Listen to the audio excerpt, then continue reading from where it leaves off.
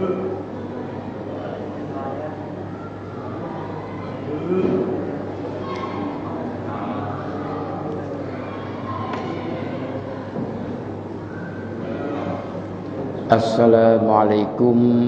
warahmatullahi wabarakatuh.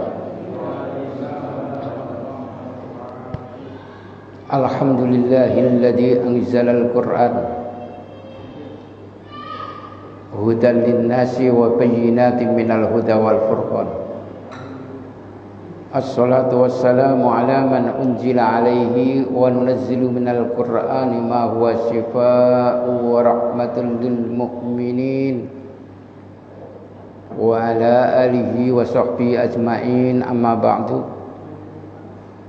Masyarul muslimin jamaah majelis taklim pendengar sekalian yang sama-sama dirahmati oleh Allah Subhanahu wa taala. Alhamdulillah wa nasykurulillah, kita sama-sama hadir di tempat yang mulia untuk mengkaji, memahami ayat-ayat Al-Quran secara harfiah.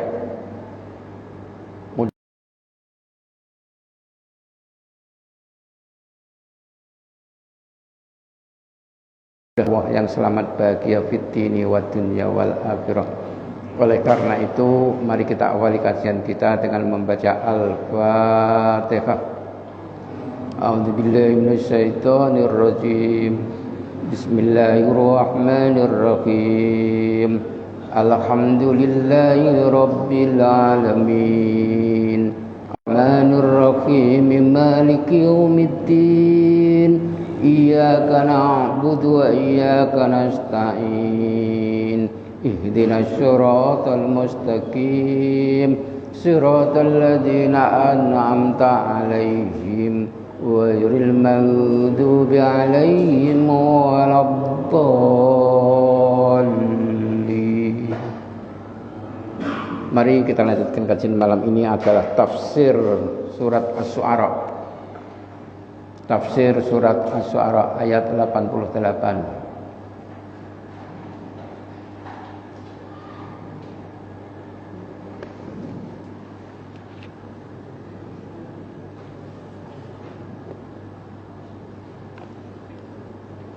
A'udzu billahi minasyaitonir rajim. Bismillahirrahmanirrahim. Yauma la yanfa'u malun wala banun illa man atallaha biqalbin salim.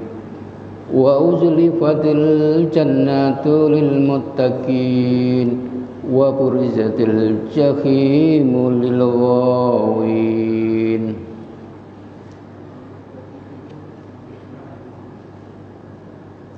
Yauma, pada hari itu. Pada hari kita menghadap kepada Allah Subhanahu wa taala. La yanfa'u, tidak ada artinya, tidak ada gunanya. Malun, harta benda yang selama ini kita kumpulkan, nggak bisa nolongin kita, Pak, nggak bisa. Wala banun, dan anak-anak kita.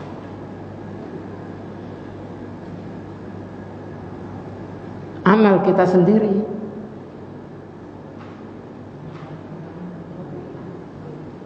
Anak kita itu kalau disinggung dalam Al-Quran 4 kali tentang anak, keluarga, itu disinggung dalam Al-Quran. Pertama surat Al-Munafikun.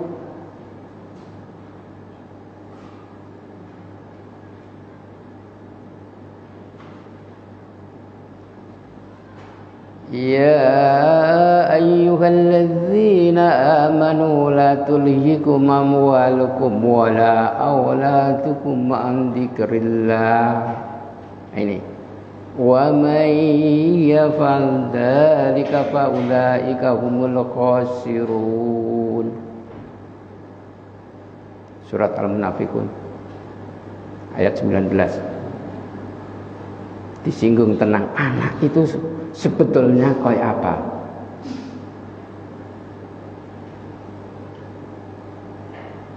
Cuman perhiasan dunia saja, Pak. Itu pun kalau benar. Kalau soleh, kalau baik, cuman bisa menjadi perhiasan dunia saja. Begitu kita meninggal dunia, ya paling dia bisa mendoakan selama dia hidup, selama dia bisa mendoakan itu. Tapi kalau dia udah meninggal, selesai enggak? Selesai enggak, Pak? Kita meninggal dunia, anak kita hidup, bisa mendoakan kita, bisa. Tapi kalau anak kita udah meninggal, yang doain siapa? Cucu. Kalau ingat, setelah cucu kesana lagi, siapa yang ingat kita? Selesai kan, Pak? Oleh karena itu Allah ingatkan, ya ayyuhalladzina amanu, wahai orang-orang yang beriman, la tulhikum, janganlah melupakan kepada kamu, amwalukum, harta kamu, wa auladukum, dan anak-anak kamu. Lupa an dzikrillah, dari ingat kepada Allah. Banyak orang dengan hartanya muter aja, lupa masjid, lupa sholat pun gak khusyuk, dzikir pun, Al-Quran jarang dibaca. Ini gara-gara harta loh, Pak. Gara-gara harta yang kita tidak bisa mengatur, tapi kita diatur. Anak pun sama. Anak pun sama. Masih kecil dia banting tulang, peras keringat, sekedar ingin menyenangkan, membahagiakan keluarga, anak istri. Lupa terhadap dirinya. Lupa terhadap dirinya, Pak. Mau amal saya, kebutuhan ini belum cukup, itu belum cukup. Nah ini. Maka disinggung dalam Al-Quran tentang keluarga, tentang anak itu. Satu dalam surat Al-Munafikun, dua dalam surat Al-Kahfi. Al-Kahfi. Al-malu wal banuna zinatul hayatid dunya wal baqiyatus sholihatu khairun inda rabbika thawaba wa khairun amala. Al-malu, harta kamu, wal banuna, dan anak-anak kamu, itu zinatul hayatid dunya, cuman perhiasan dunia saja. Jelas kok, Pak. Dua lagi disinggung dalam surat Taghabun ayat 14-15 itu.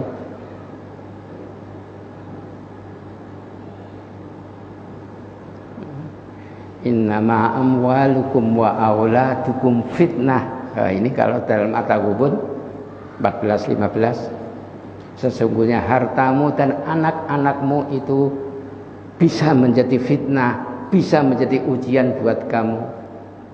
Diuji kesabaran kita. Susah diatur kan kita, jadinya suka marah, suka ini. Diuji kesabaran kita, diuji keimanan kita. Itu kan. Innama amwalukum wa ala auladukum ma'an dzikrillah. Itu, ya kan? Jadi innama amwalukum wa auladukum fitnah. Wallahu indahu ajrun azim. Tapi kalau kita sabar, bisa mendidik dengan baik, dengan benar, di sisi Allah pahala yang besar. Nah ini ya, jadi disinggung tentang anak-anak, keluarga. Sebetulnya cuman perhiasan dunia, itu pun kalau soleh, kalau tidak musuh. Itu. Maka ayat ini menjelaskan yauma, pada hari itu, hari kiamat ini. Yang dimaksud yauma di sini adalah hari kiamat. Nanti terjadi kiamat, kita menghadap kepada Allah.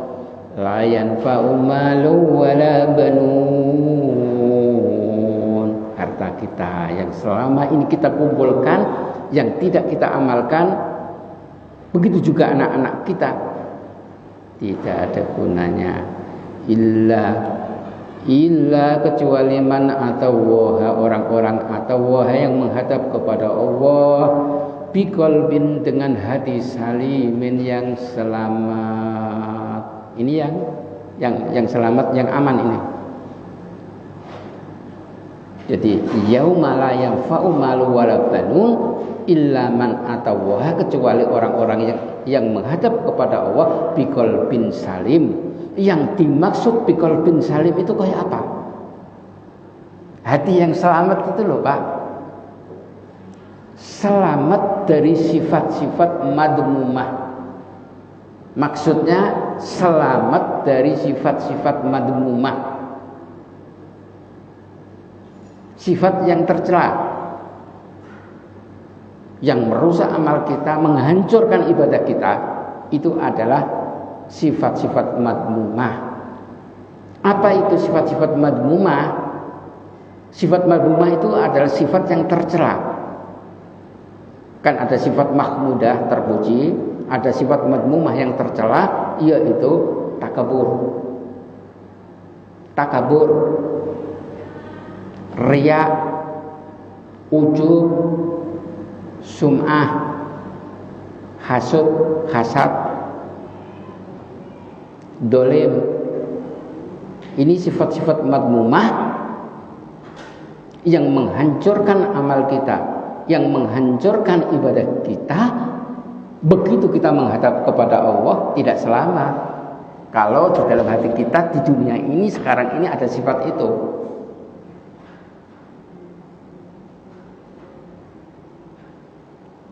Hilangkan itu, ya kan?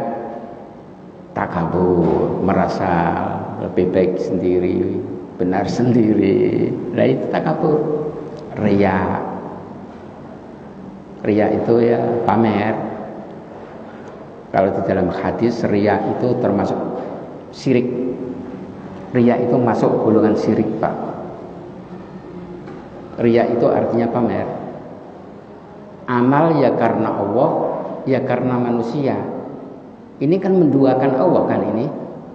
Ini namanya kan menduakan Allah, itu namanya kan musyrik itu. Iya kan Pak? Musyrik itu artinya kan menyekutukan Allah. Kita ibadah ya karena Allah, ya karena manusia. Kita amal ya karena Allah, ya karena manusia. Maka riya itu termasuk asyirkul khafi, kemusyrikan yang terselubung. Bahaya. Sedangkan musyrik itu adalah dosa yang paling besar. Allah tidak akan mengampuni kecuali tobat. Cara tobatnya keluar dari musyrik. Nah ini, itu harus hati-hati. Biqalbin salim, hatinya harus bersih, hatinya harus suci. Jangan sampai ada sifat-sifat madmumah yang bisa menghancurkan amal dan ibadah kita. Wa uzlifatil jannatu lil muttaqin. Wa uzlifatil jannatu, dan disediakan surga itu buat siapa? Lil muttaqina, buat orang-orang yang takwa kepada Allah. Surga itu disediakan buat orang yang takwa. Kalau Bapak bertanya, bagaimana kita? Ya insya Allah Bapak ini adalah termasuk orang yang takwa. Tapi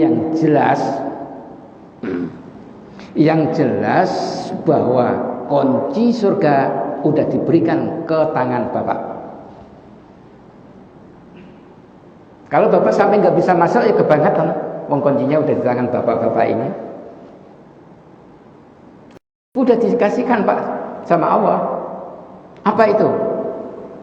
Dalam hadis yang sahih, miftahul jannah la ilaha illallah illallah. Kunci surga adalah mengucapkan la ilaha sedangkan bapak-bapak setiap sholat dan setiap waktu sudah selalu mengucapkan la ilaha illallah, maka kuncinya udah di tangan bapak, udah dipastikan masuk surga. Kenapa tidak?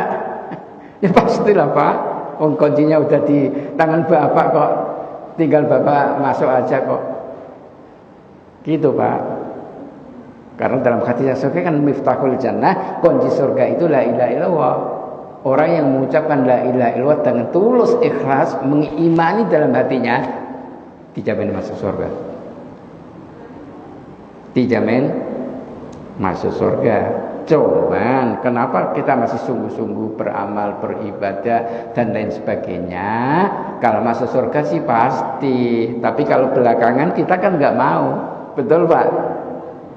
Iya kan? Masuk surga mah pasti. Tapi kalau masuk surganya belakangan, nunggu proses lama, mau Bapak? Pengennya kan cepat.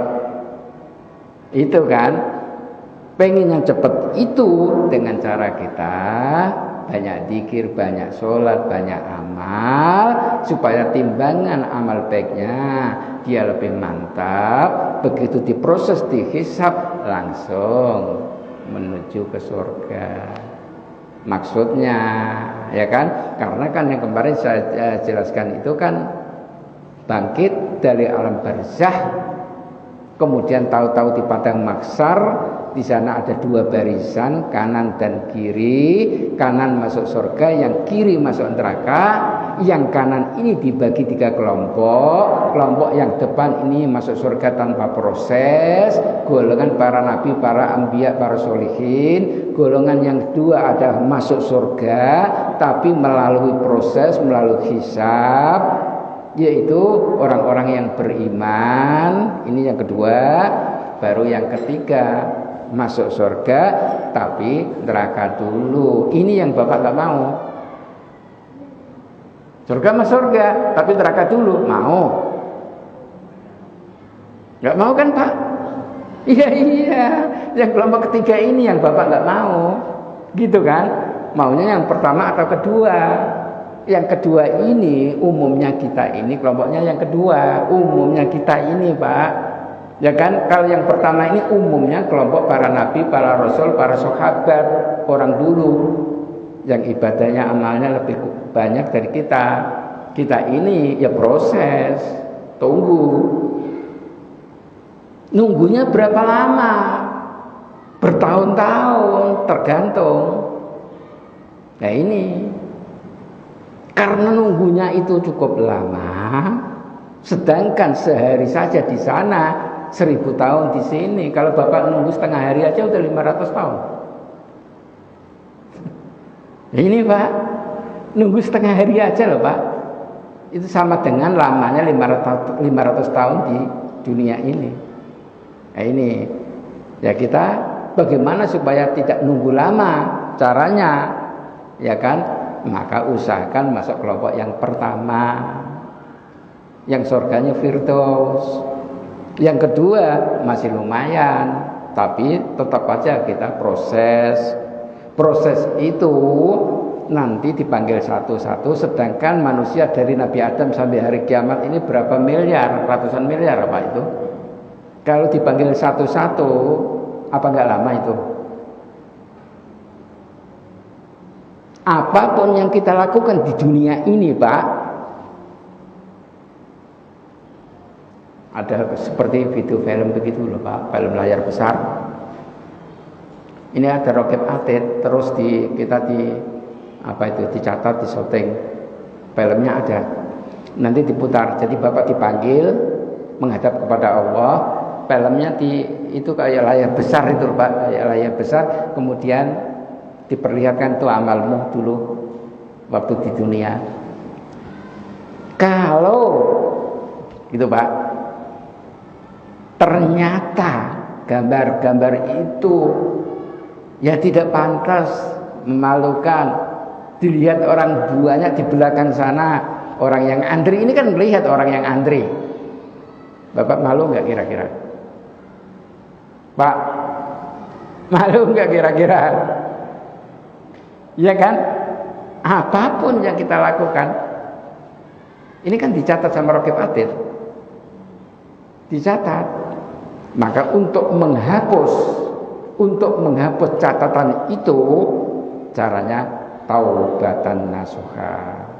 Caranya taubatan nasuha, dengan taubat yang sebenar-benarnya, bahwa taubatan nasuha itu artinya setelah kita taubat tidak ngulang lagi, itu taubatan nasuha.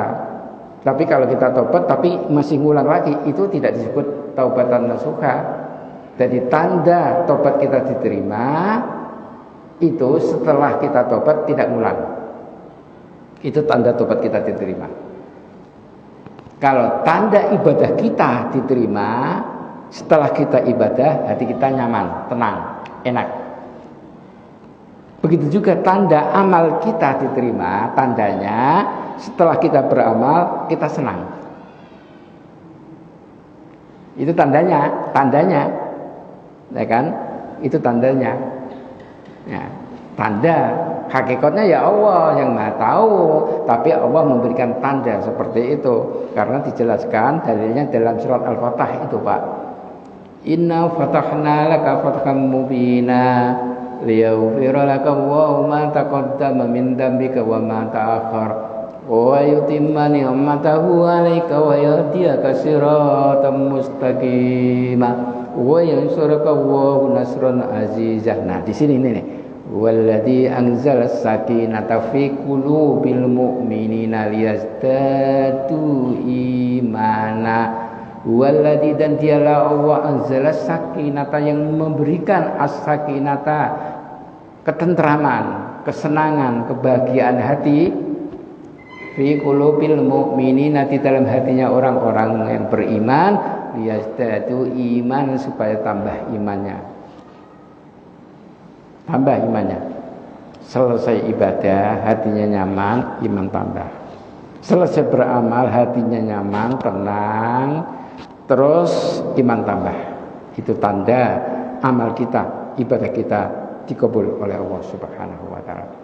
Baiklah Bapak-bapak, saya buka ruangan tanya jawab bebas. Bebas, ingat ya, baik yang berkenaan tentang Al-Qur'an, isi kandungannya, yang tersurat, yang tersirat, susunan bahasanya. Kalau ini udah dimengerti, boleh tanya apa saja, bebas, silakan. Bapak-bapak, silakan. Ayo, silakan. Konteks pemahaman fardu ain dan hablum minallah, ini sedikit nyerempet sama ya. Hablum minan nas. Hablum minallah atau fardu ain? Hablu apa? Hablu, cuma dua. Hablum minallah, hablum minan nas gitu loh. Oh, fardu ain. Ini jalurnya beda. Kalau fardu ain, Bapak tanyanya fardu ain apa fardu kifayah, begitu loh Pak ya. Fardu ain apa fardu kifayah, bandingannya begitu. Kalau hablum minallah bandingannya ke hablum minan nas gitu ya. Hablum minallah itu hubungan kepada Allah, yaitu ibadah. Hablum minan nas fardu ain itu, fardu itu artinya wajib, ain artinya perorangan, diwajibkan bagi perorangan, setiap orang diwajibkan, itu fardu ain. Kalau fardu kifayah cukup satu orang, yang lain gugur, artinya yang lain udah tidak wajib, itu fardu kifayah ya. Jadi fardu ain itu sama dengan wajib ain, ya kan? Kalau hablum minallah ini kan hubungan kepada Allah. Hubungan kepada Allah itu bisa fardu ain, salat. Ada yang fardu ain yaitu salat 5 waktu, ya. Hablum minallah. Ada yang sunnah juga, salat sunnah itu tidak fardu ain, tidak, ya kan? Nah, tidak. Dzikir itu hablum minallah, tapi dia tidak fardu ain, begitu ya. Baik, ya. Yang begitu tipisnya bagaimana hukumnya itu seperti Islam, bahwa kita kan ada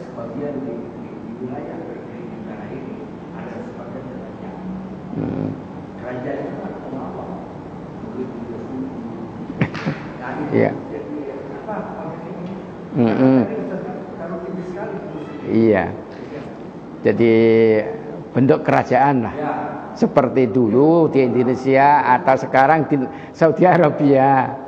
Ya kan, sumber Islam dari Arab, malah dia bentuk kerajaan. Sedangkan Rasul itu adalah demokrasi. Dipilih. Rasul wafat, diserahkan kepada umat untuk memilih khalifah, untuk memilih pemimpin, bukan warisan. Nah, maka kerajaan ini bertentangan dengan syariat Islam. Jelas kerajaan. Kalau di Indonesia zaman dulu namanya sih agama lain kan begitu ya. Di Indonesia yang sekarang ini di Timur Tengah maksudnya, yang sekarang kita. Tapi kalau orang sana, ulama sana bicara begitu, penggali lehernya Pak, langsung dipancung. Kalau ngomong begitu. Iya, di Timur Tengah sana, di Saudi Arabia, kalau ada ulama yang berbicara tentang kerajaan-kerajaan begitu, langsung dipancung dia. Iya. Ayo silakan. Ya. Apa sebenarnya dimaksud dengan Ya'juj dan Ma'juj? Ya'juj dan Ma'juj, kalau ulama salaf mengartikan suatu binatang ya yang merusak. Itu ulama salaf. Tapi ulama modern dalam tafsir modern diartikan Ya'juj Ma'juj itu adalah manusia yang dolim, yang merusak tatanan dunia. Gitu ya. Bukan binatang, tapi manusia. Manusia yang dolim, yang merusak tatanan, itu masuk daripada Jud Ma'jud. Itu pemahaman ulama modern. Kalau pemahaman ulama salaf, binatang yang akan keluar, yang akan merusak manusia. Tapi kayaknya kok binatang merusak manusia, bagaimana manusia kalah dengan binatang? Enggak masuk akal, enggak mungkin Pak. Dia mau merusak, ditembak aja udah kalah dengan manusia. Kalah dengan manusia. Yang benar itu ya manusia yang dolim, yang ya kan, manusia yang dolim. Kayak Ukraina ini dihancurkan sama Rusia, itu kan Ya'juj Ma'juj itu namanya. Lah iya itu kan. Lah apa itu namanya? Itu masuk akal itu. Iya. Apalagi silakan. Sama dengan Dajjal Pak, Mas. Dajjal itu kalau ulama salaf mengartikan ya sosok manusia yang menyeramkan. Itu ulama salaf. Tapi kalau orang modern kayak begitu aja kok ditakuti. Senjata modern udah banyak kok, masa kalah, tembak aja mati dia. Kan begitu. Tapi yang dimaksud Dajjal itu akan keluar di zaman akhir. Maksudnya Dajjal itu artinya pembohong. Dajjal itu pembohong. Nanti di zaman akhir banyak orang pembohong, sehingga merusak dunia ini. Dunia bisa hancur, tatanan dunia bisa hancur karena banyak orang-orang yang korupsi, yang tidak jujur, yang pembohong. Itu maknanya. Masuk akal, itu masuk akal. Pemahaman daripada atau penafsiran ulama-ulama modern. Nah, ada lagi? Silakan Bapak, silakan Pak Haji. Ya, informasi gantian ya. Ya.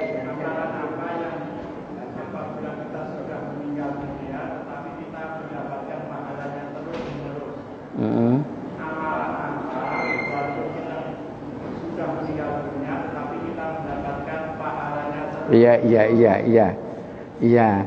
Makanya dalam Al-Kahfi itu kan al-mal wal banuna zinatul hayati dunya wal baqiyatus sholihatu, amalan yang terus-menerus kita lakukan, amalan soleh yang terus-menerus kita lakukan itu disebut baqiyatus sholihah ya. Wal baq dalam Al-Qur'an surat Kahfi, wal baqiyatus sholihatu khairun inda rabbika sawaba wa khairun amala. Amalan yang soleh yang kita lakukan terus menerus itu lebih baik, dan itulah yang kita harapkan nanti. Amalan apa itu? Di hadis dijelaskan yang dimaksud wal baqiyatus sholihah adalah subhanallah walhamdulillah wala ilaha illallah wallahu akbar la haula wala quwata illa billahil aliyil azim. Itu di hadis ya Pak ya, hadis sahih itu. hadis sahih. Jadi kalau di Al-Qur'an amalan-amalan yang kita lakukan terus-menerus itulah yang menyelamatkan kita dan itu yang kita harapkan nanti. Dijelaskan dalam hadis, apa itu wal baqiyatus sholihah? Bapak selalu membaca subhanallah walhamdulillah wala ilaha illallah wallahu akbar la haula wala quwata illa billahil aliyil dzikir itu tapi khusyuk ya, yang khusyuk ya di dalam hati ya. Nah, jangan sambil tengok-tengok begini subhanallah. Jangan, yang khusyuk resapi walaupun cuma dapatnya sedikit. Walaupun cuma dapat itu yang akan menolong kita. Ya, itu kalau di Al-Qur'an Al-Kahfi, kalau hadis itu tadi Bapak bisa lihat di Bulughul Maram. Apa wal baqiyatus sholihah itu apa? Itu di situ kan ada Bulughul Maram yang dulu saya pernah ngajar di sini. Bulughul Maram kitabnya ada di situ. Itu Bapak bisa lihat apa wal baqiyatus sholihah, di situ dijelaskan yaitu zikiran subhanallah walhamdulillah itu. Jadi itu terus-menerus Bapak baca dengan khusyuk dan ikhlas, insya Allah itu yang akan menolong kita dan timbangannya berat. Ada lagi silakan. Ya.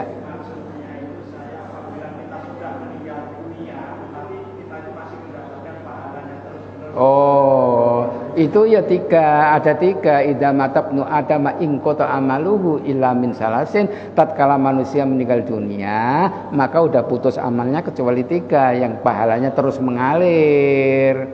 Satu adalah ilmu yang bermanfaat. Artinya Bapak punya ilmu, ajarkan kepada orang supaya orang mengerti, walaupun ilmu tidak harus jadi ustadz dulu, kiai dulu, tidak sih. Ya kita ngerti apa ajarkan kepada orang lain. Kita ngerti apa ajarkan kepada orang lain, maka itu disebut ilmu bermanfaat. Ya kan? Ilmu bermanfaat itu ada dua. Bermanfaat binafsih, bermanfaat untuk dirinya, bermanfaat untuk orang lain. Ya, kemudian yang kedua adalah amal jariyah. Amal jariyah itu bangun masjid, musola, majelis taklim dan lain sebagainya.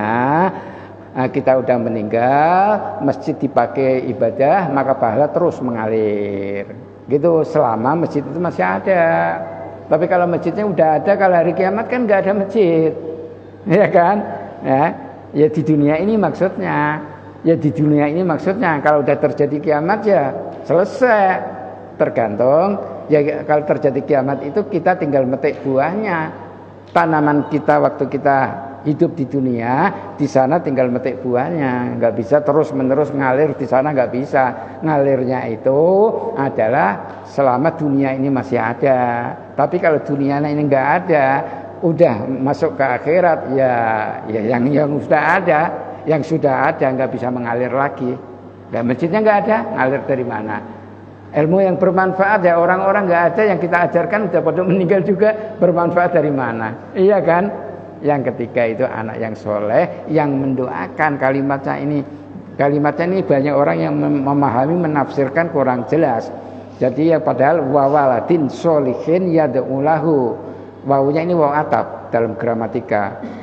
Dan anak Adam yang soleh yang bisa mendoakan, walaupun tidak anak sendiri, itu tetap bisa mendoakan. Tapi anak sendiri lebih afdal karena doanya terus menerus. Begitu. Yang tiga itu Pak, yang terus menerus mengalir selama dunia ini masih ada. Tapi kalau dunianya nggak ada, udah masuk ke akhirat, tiga-tiganya ini udah selesai. Ya. Ini menyambung masalah Dajjal tadi, Ustaz, gimana itu penjelasannya Dajjal tadi? Oh iya. Dajjal itu bagus sama surat Al-Kahfi. Iya. Ya, makanya saya menjelaskan ulama salaf. Ulama salaf itu ya ulama dulu. Zaman dulu mentafsirkan bahwa Dajjal itu sosok manusia yang menyeramkan. Bentuknya udah digambarkan sedemikian rupa, ya kan? Kalau di dalam hadis Sahih Bukhari juga kalimatnya majaz. Nah, ya, jadi kalau Quran dan hadis ini kalimat hakiki dan majazi. Dalam ilmu balaghah, majazi ini kata kiasan, kalau hakiki ya apa adanya. Kalau diartikan apa adanya, itu namanya hakiki. Ya, kalimatnya di dalam hadis Sahih Bukhari, Dajjal itu siapa? Sahabat bertanya sama Rasul. Rasul mengatakan Dajjal itu anak Yahudi. Gitu kan? Dajjal itu anak Yahudi. Ya, begitu. Mana orangnya? Tuh di bawah pohon kurma. Gitu kan? Kemudian Umar bin Khattab dia mendengar, mana saya akan tebas lehernya. Ya, ini kalimat ini majas, kiasan kok. Iya, dia yang ditebas apa? Orang enggak ada orangnya. Ya enggak ada. Itu artinya pembohong gitu ya. Ada. Bukan yang simpelnya enggak ada. Ada. Dajjal itu banyak. Ya, kalau ulama salaf mengatakan sosok manusia yang akan keluar nanti di zaman akhir yang manusianya adalah dia akan menghancurkan, yang menyeramkan, yang menakutkan. Ini ada penafsiran, pemahaman ulama salaf. Kalau pemahaman ulama modern, Dajjal itu menurut bahasa Dajjal itu artinya bohong. Maka kalau disebut dalam Quran atau disebut dalam hadis kalimat Dajjal bahwa nanti di zaman akhir akan keluar, maknanya sebelum kiamat di zaman akhir banyak pembohong merajalela di mana-mana. Itu maknanya. Masuk akal itu, masuk akal. Iya, lebih masuk akal daripada kita artikan sosok manusia yang serem yang ini. Itu kalau itu nggak masuk akal lagi itu. Itu kan zaman dulu. Kalau kita artikan ini udah bukti loh, Pak. Dajjalnya udah keluar banyak di dunia ini, udah banyak dari Amerika, dari mana-mana, iya kan, udah banyak. Ya, iya, itu maknanya,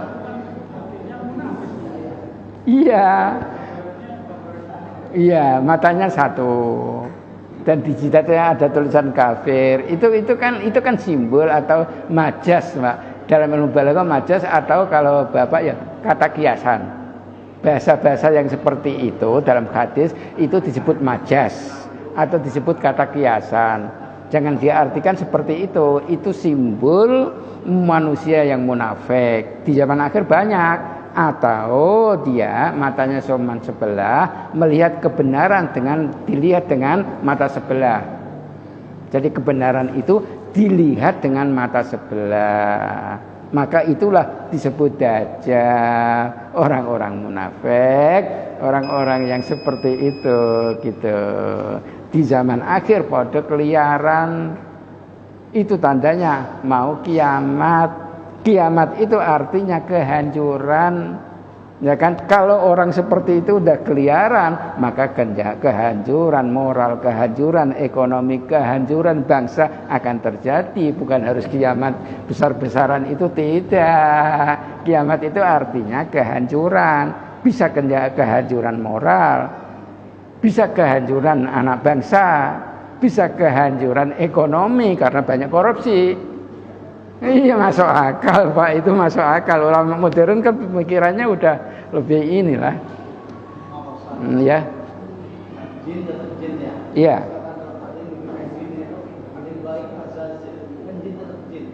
Iya, tetap jin aja. Ya bagaimanapun namanya tetap jin aja, ya kan?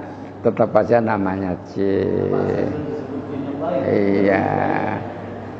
Ya awalnya ceritanya begitu ya. Setelah ngerti dirinya baik, timbul kesombongannya. Akhirnya apa? Karena sombong diusir dari surga. Kesimpulannya yang sudah di surga karena sombong dikeluarkan. Apalagi belum pernah ke surga malah sombong. Ini itu kesimpulannya. Baiklah, Isa Pak itu. Doa dulu ya, doa dulu. Allahumma salli wa sallim ala sayyidina Muhammadin fil awwalin wal akhirin wa barik wa radhi wa tabarakan rasulullah ajmain. Allahumma arzuqna fahman nabiyyin wa kibdal mursalin wa ilhamal malaikatil muqarrabin. Allahumma alimna mimma 'allamtana innaka antal alimul hakim ya Allah ya karim ya nasir ya rahman ya rahim biridhoika ya Allah.